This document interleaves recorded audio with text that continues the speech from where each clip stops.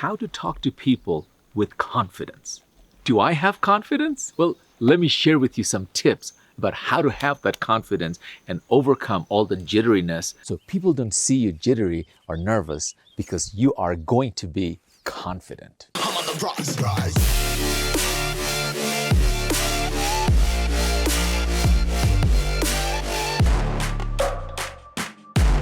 So you want to overcome your nervousness and speak with confidence in public. Here are 10 tips that I'm going to share with you about how to speak with total confidence and not have that nervousness or jitteriness.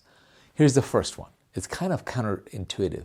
Expect to be a little nervous. If you're not a little bit nervous, it simply means you don't care. That comes from, I've done over 10,000 talks. I actually stopped counting over a decade ago.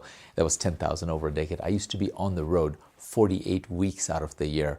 I used to be the #1 speaker trainer for Tony Robbins for most of the 90s. And every day I would do literally 2 to 4 presentations every single day, including Saturday, and then I do one on Sunday. So I calculated how many presentations I did over and since then in the 90s and 2000, and I stopped after that, counting after 10,000. And to this day, I still am somewhat a little bit nervous. So expect to be nervous a little bit. It is healthy.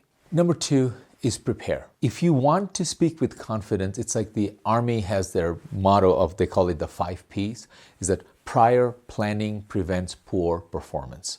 Prior planning prevents poor performance. So prepare for what you're going to talk about. If you know what you're going to talk about, you're automatically confident because I know what I'm talking about. And that's right, look at it. I know what I'm talking about versus I don't know what I'm talking about. Literally no alternative to that preparation as if you want to have confidence in speaking. Number 3 is practice.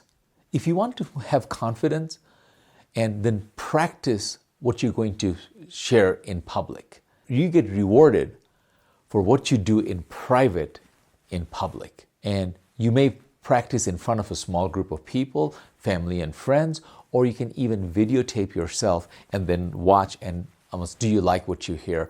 Do you hear yourself using ums and ahs and eliminate all of those things? Once you look at it, almost you become aware of it, and in practice, you can eliminate it. Number 4, relax. Physically relax. Physically be comfortable. And one of the ways to do that is breathe. Take some deep breath and let it out. Let it out. And when you're physically comfortable, you will come across more confident. You will have more confidence. There is no substitute. If you're physically uncomfortable, it'll show also, and it'll come out in other ways. So make sure that you're physically comfortable, and emotionally, you'll become more comfortable. Number 5 is rehearse. It's slightly different than practice. Rehearse is like having a rehearsal dinner. Practice is your content you're practicing. Now, rehearse with a little bit of theatrics that you have, or if you're using some props, visual aids, or anything else, do those things, because once they go wrong, if you're going to show video, then make sure that the video is working. Make sure that the audio out is all the equipment. Do you have all of those props ready to go? And as you rehearse with them, you already know exactly how it goes, and you'll have more confidence. Number 6, focus on the audience. All nervousness is rooted in when you're focused inward instead of outward. And you're saying, how am I doing? Am I making any sense? All these are inward versus stay outward. Are you getting this? Does that make sense? Asking them so you're present for their benefit, not yours. So you're looking at these people, you are present and not inside your head thinking, what am I going to say next? So all the other things that I've shared with you, that'll help also to be present in the moment. So number 7 is keep it simple. And most speakers try to do too many things, put it inside in one talk. Try to come up with what is the theme, what is the basic message that you want to communicate, and then have supporting things for that idea. And keep it as simple as you can so people can get it. You need to repeat the old sayings that tell them what you're going to say, then tell them, and then tell them what you just told them. That's the old principle. So just keep it very, very simple. Number 8, visualize your success. Whenever you visualize it, I visualize that I'm getting a standing ovation. I'm more than that, I'm getting people coming to me after I'm done, and they're not only wanting to shake hands with me, take selfies with me, because I have moved them. And that's what I'm visualizing, somebody coming and sharing with you what my message meant to them. So those are my visual cues.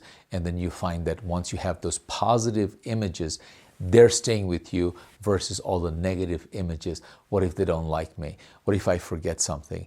All of those things will eliminate and make you more confident as you speak. Number 9 is connect with your audience. And what I mean by that is don't just talk to a group.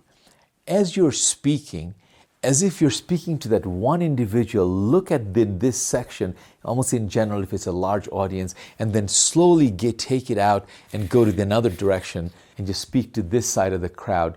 And then then look at straight in front of you, and people will feel like that you're now connecting with them, that you're speaking to that one person out of that 1,000 in the room.